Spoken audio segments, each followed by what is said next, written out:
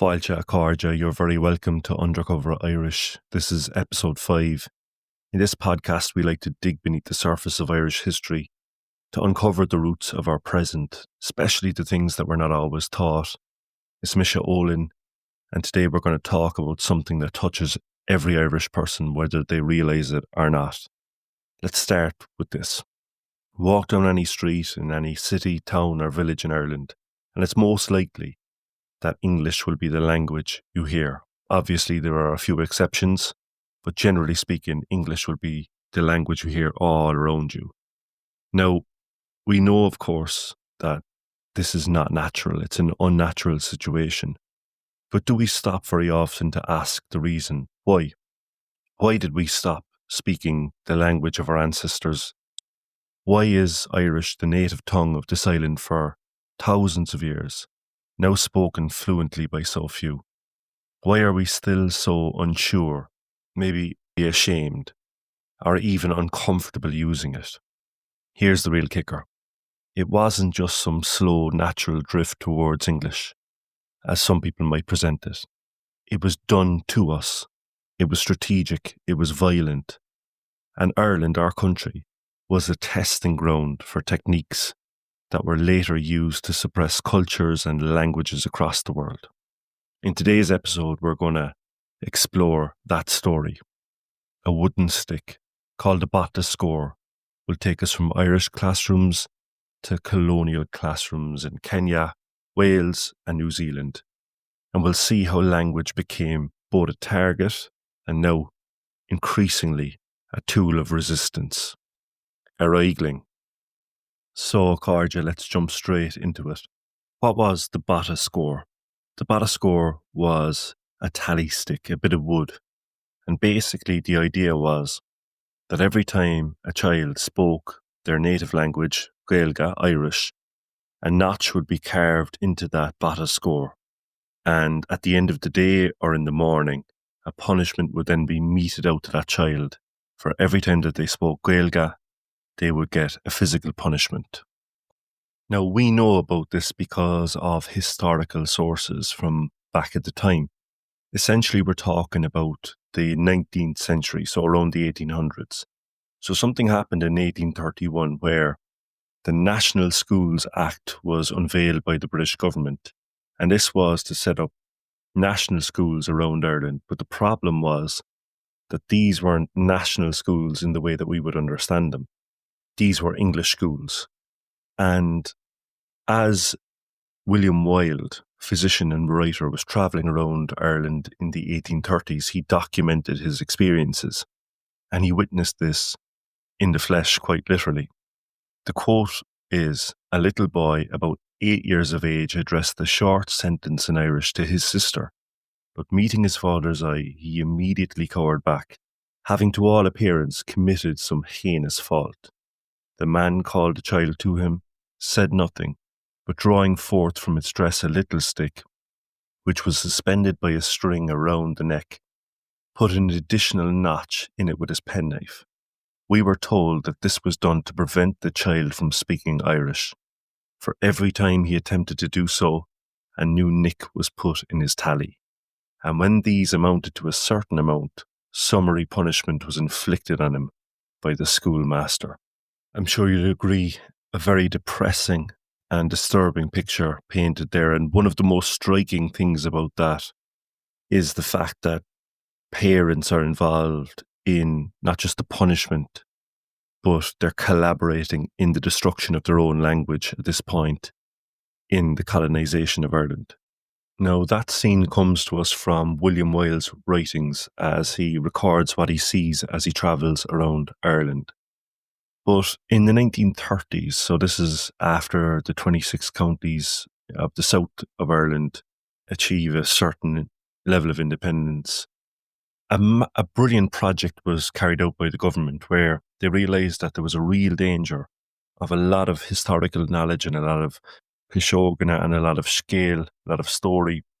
There was a real danger that this would disappear with the generations who probably didn't have an opportunity, particularly under British rule, to write down, to record their own histories in their own language, in their own way, from their own point of view.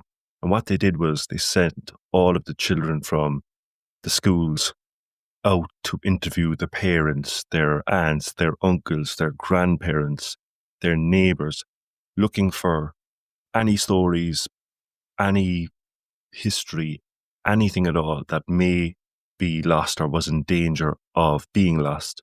And in preparation for this episode, I searched Dúchas, you can get it online, the school's collection, for references to Bata Scóir. It's important to point out at this point that some historians tend to downplay or underplay the use of the Bata Scóir, questioning how widespread its use actually was. But that's to miss the point. The fact is that it was used and that it was a symbol of just how violent the oppression of the Irish language was. Looking through the Dúchas collection, there are a number of pieces that jump out to me, or extracts that jump out to me. So one of the topics that children were asked to interview people on was old schools, or schools in old times. And here's a quote, and it says here, it's Bailliaha O, so it was collected from a Mrs. Conway in Crockwell. And it says, there was a hedge school on Grenage Boreen, and a man named Keane was teaching in it. There was a hedge school also in the old chapel. In the old days, they were not allowed to speak any Irish. When the children were let home from school in the evenings, a stick with notches on it, called a tally, was hung around their shoulders because the teacher said he would know whether the children spoke Irish or English.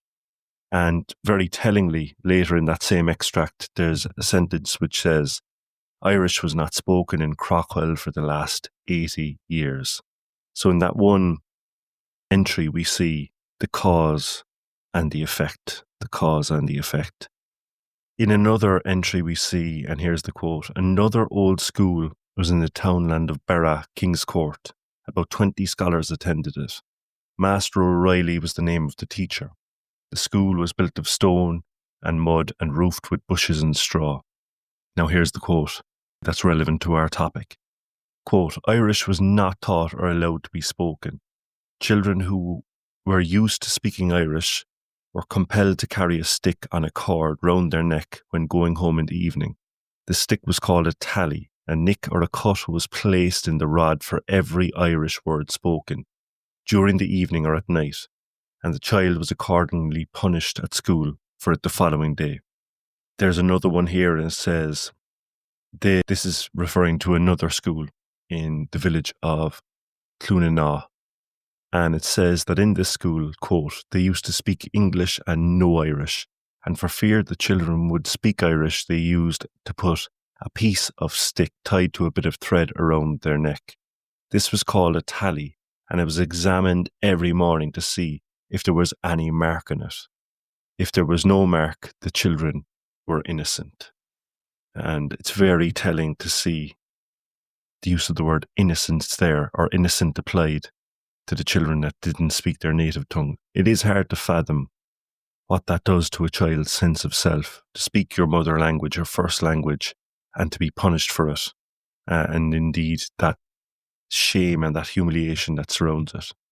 There's also entries as Gaeilge, which are lovely to read in the sense that the Gaeilge has survived and is there as a form of resistance. So a contribution from Pádraig de Rosta reads, An Bata Scóir scoil chomh. So they used to have tally sticks at school as well.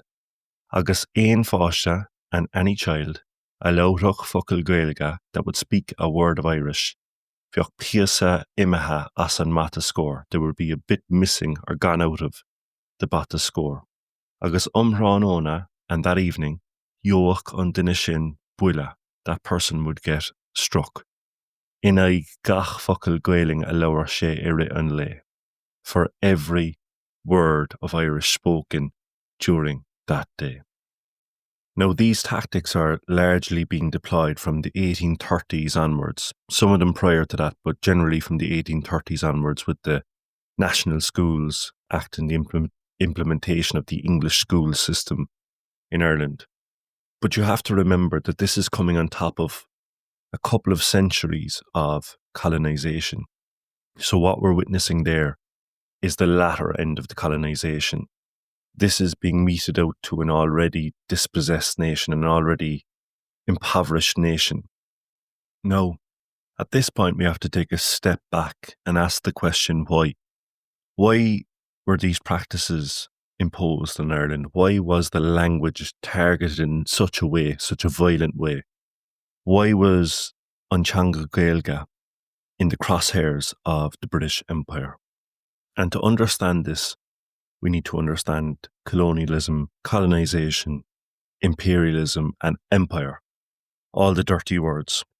And the goal of colonisation is to extract resources from a colony, from a country, to extract wealth from a country, to gain power from the domination of a country or a landmass or an area.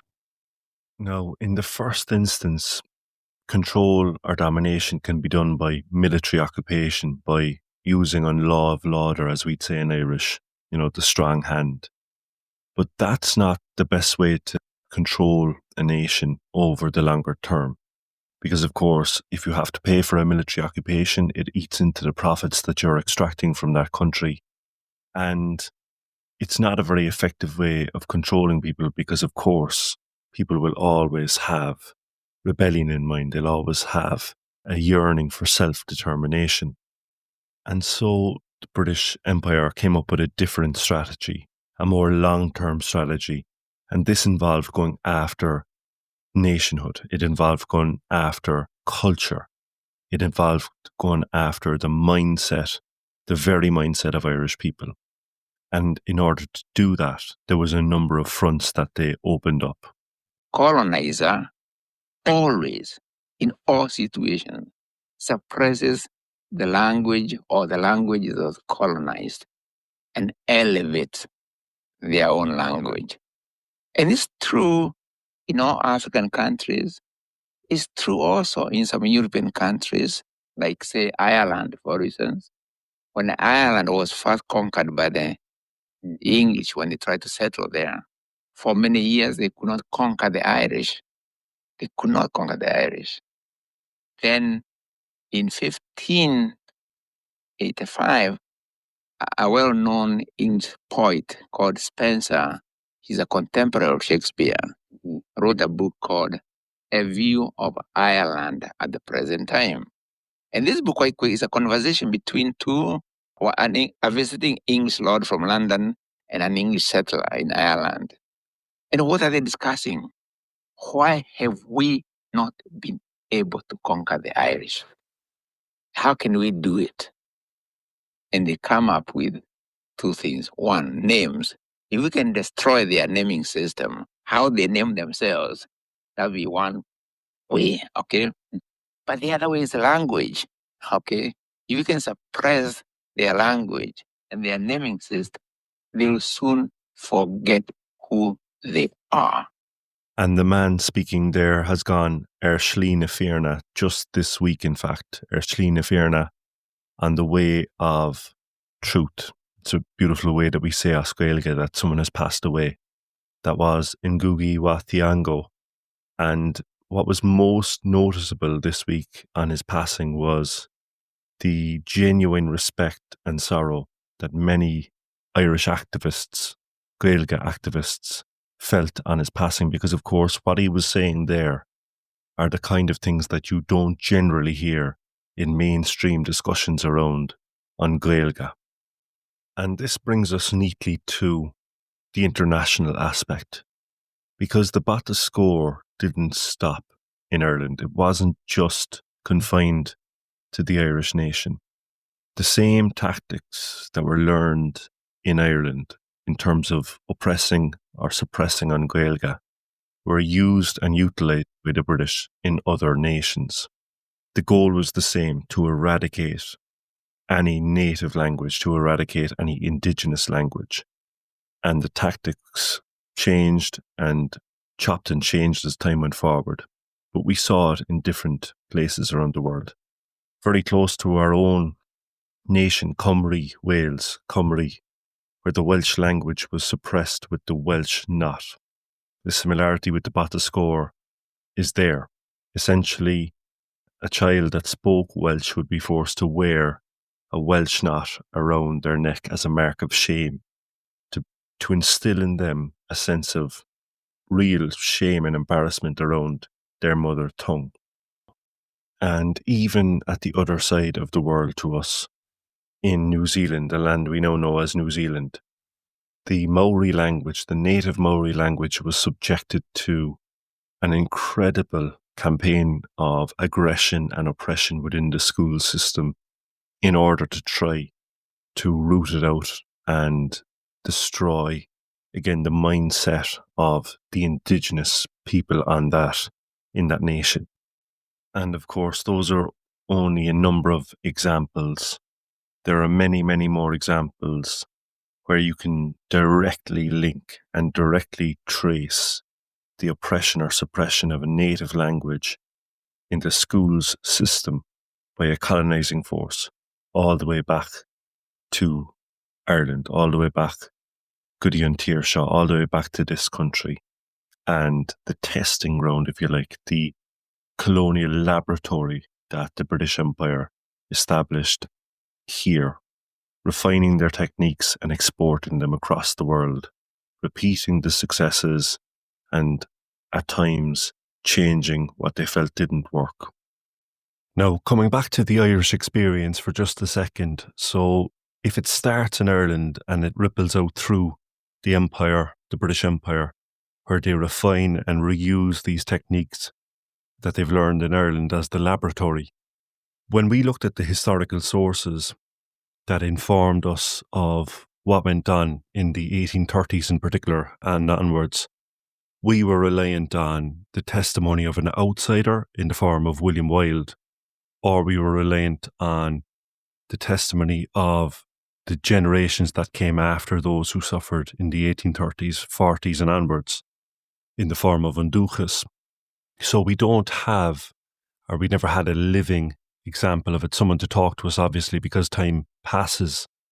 But the interesting thing about Ngũgĩ wa Thiong'o, who went on Slí na Fiarna this week, is that he experienced the ripples of that same tactic, the same tactics of suppressing a native language, a native culture in the schooling system. He experienced that in Kenya in the 1950s. And we have his testimony, we have his recordings, his writings, and it's almost a full circle moment. And it's no wonder that he had such respect or such interest in the Irish situation. And he wrote about his experiences. And he says, here's a quote to give you an example of what things were like. Quote, "In Kenya, English became more than a language.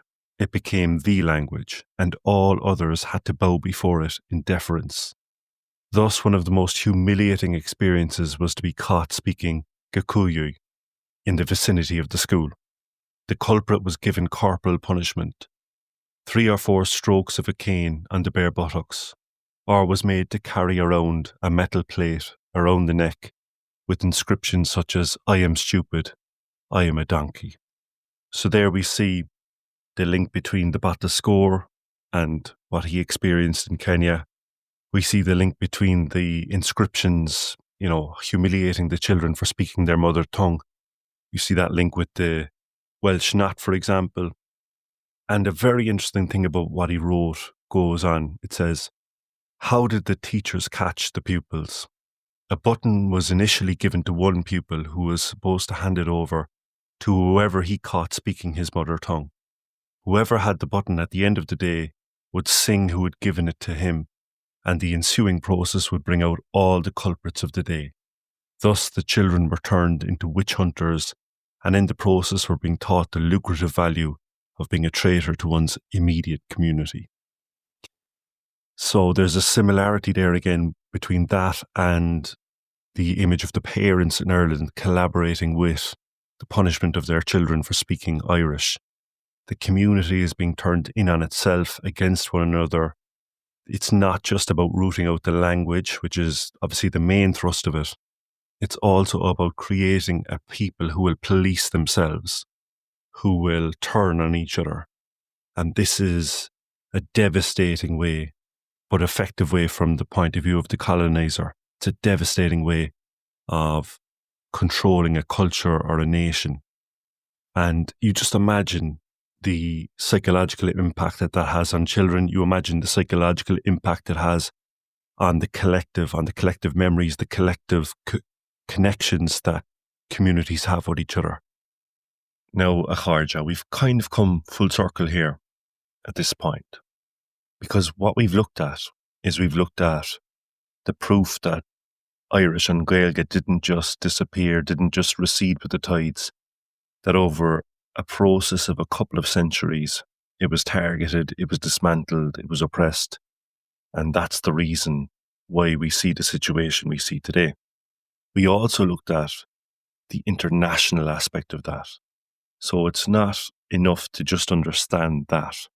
We have to go further than that and understand that we were a laboratory, and what happened to us subsequently happened to other cultures around the world. So we should feel a kind of a sense of solidarity, a sense of connection with those cultures.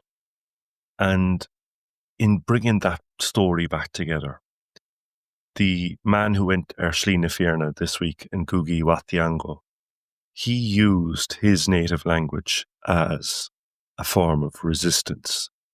And it wasn't long before he got in trouble with the authorities in Kenya. He ended up serving time in prison for a play in 1977, a play that he had put together. And while in prison, he wrote his first novel in his own native language. Now, he used prison-issued toilet paper to do this. Now, this is the late 70s, and I couldn't help but be struck by the similarity between that act and what was happening in the north of Ireland at the time. Because people will know, obviously, of Bobby Sands. You will have heard of Bobby Sands. And Bobby Sands was a volunteer. He was imprisoned in the H blocks, and to achieve political status, he went on Stalk Ukras, a hunger strike.